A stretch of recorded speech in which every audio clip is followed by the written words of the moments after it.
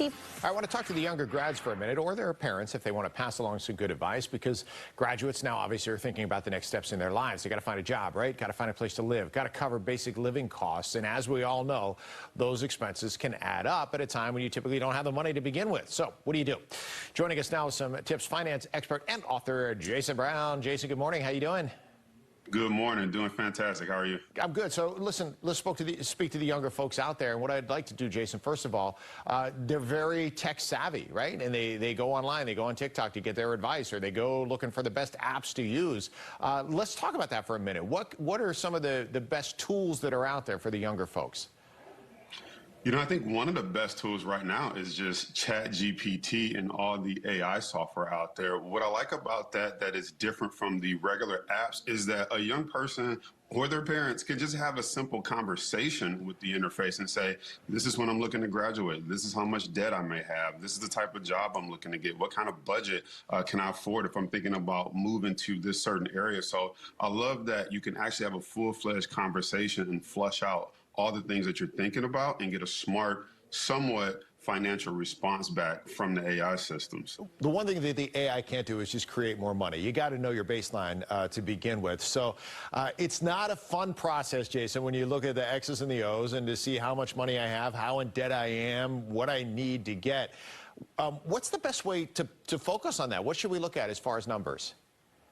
You know, it could be a fun process because if you change the mindset around I'm in debt to, hey, I'm about to get this under control, or I'm in debt for a good reason because I went to school and maybe I had a student loan or had to take out some loans for living expenses, it could be a fun experience to say, hey, these are the numbers that I'm dealing with. So just getting real about your reality. And then I like to work backwards and say, okay, if I pay this much amount for every month, how long will it take me to pay this off? So work that backwards, and then you can start to ask yourself, how can I speed that up? Can I get a better job? Can I work a side hustle on top of the job that I'm thinking about getting when I graduate from college? You can start to play games with yourself to say, how can I speed up that time frame?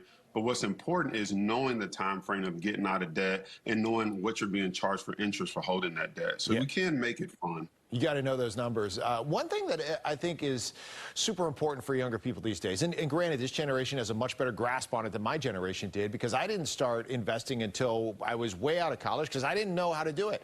You know, we didn't have the tools that we have now. What would you suggest for somebody that wants to start growing that money, but maybe doesn't have a lot to put in to grow at this point? Well, when it comes to growing money, it's not about having a lot. It's about getting started with what you have. Like even in my book, 5 Year Millionaire, I talk about if you could start with $4,000, you could have $1.2 million in 5 years, or in about the same time it takes to get a college degree.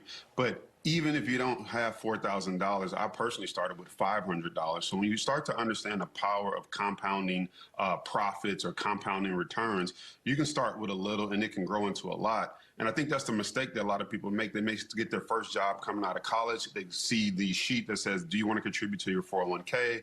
They think, oh, $100 a month isn't going to do anything. But that $100, especially if it's a 401k and your company's matching it, that can grow to a little bit of wealth in a short period of time if you manage it correctly. So the key is to just get started. Last thing, I got to get this in real quick, Jason. We only have a few seconds left, but the big challenge when it comes to tech and social media is seeing what everybody else is spending money on and not spending that money. So how do you find that balance? I just like to say, you know, after you graduate, just don't order the steak when they take you out for dinner, right? Because once you order a steak, you get a taste of the good life. You want a little bit more of it. You've been used to eating ramen noodles and living on a budget.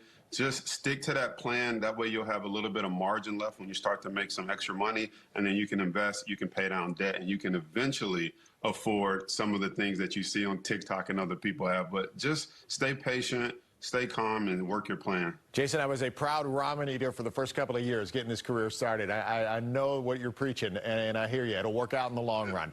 Thank you, my friend. Good to see you this morning. Finance expert, author Jason Brown joining us.